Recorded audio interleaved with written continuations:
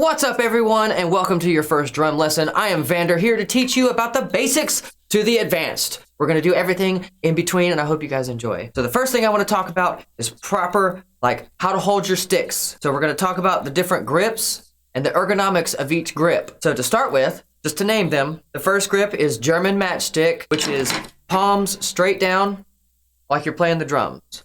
And it is a wrist motion up and down, doop, doop, doop, doop, doop, doop, doop, doop.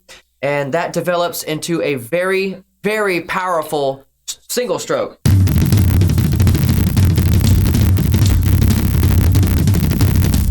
Very worth practicing, very cool, because you can chain a lot of good stuff in there and get some really good chops going.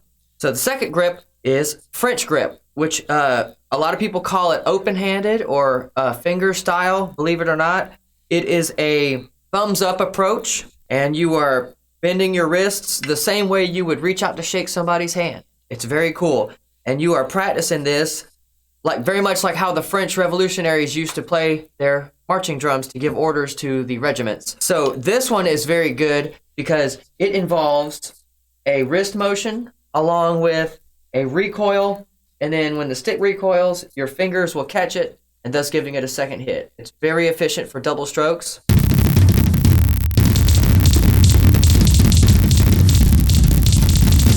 Very efficient for getting around the kit as well, so definitely consider using that grip. And it is okay to change grips for the different things that you are doing on the drum. That is not a problem. The third grip is right hand, 90 degrees, left hand, German matchstick or French grip, whatever.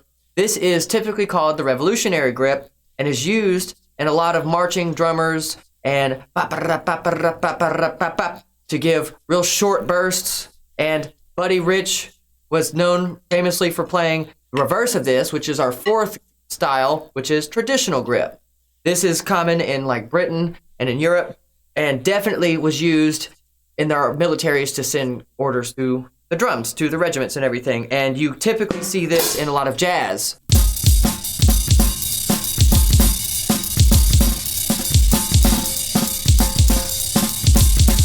Very common in jazz. I myself can't do it that great, but I can at least show the concept of it. So very fun and very worth doing if you think it's worth learning. Like I said, Buddy Rich, he could just fly with those single and double strokes. So great, great grip. All of them have their uses. All of them do. I myself am a metal drummer, so I find it very common that I use French grip, right? When I'm doing blast beats and everything.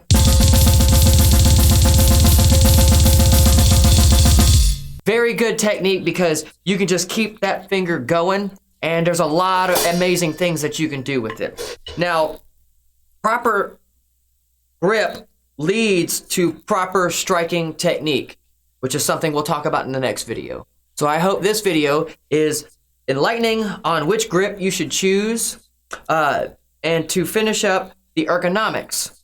Metal, like I said, I find it most common to play the French grip to do very fast 4 and 8s, and that looks something like this.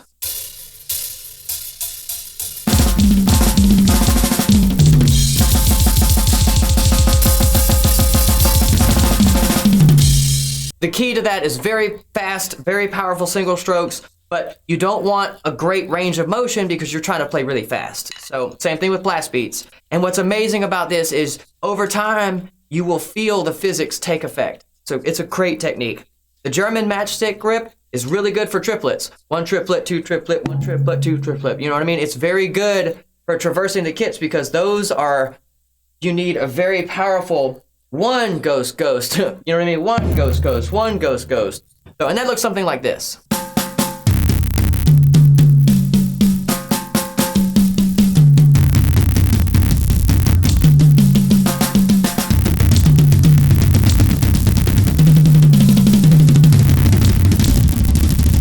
Very excellent way to get around the kit. You can do a lot of stuff with that. And last but not least, traditional and revolutionary. Very good for snare bursts. I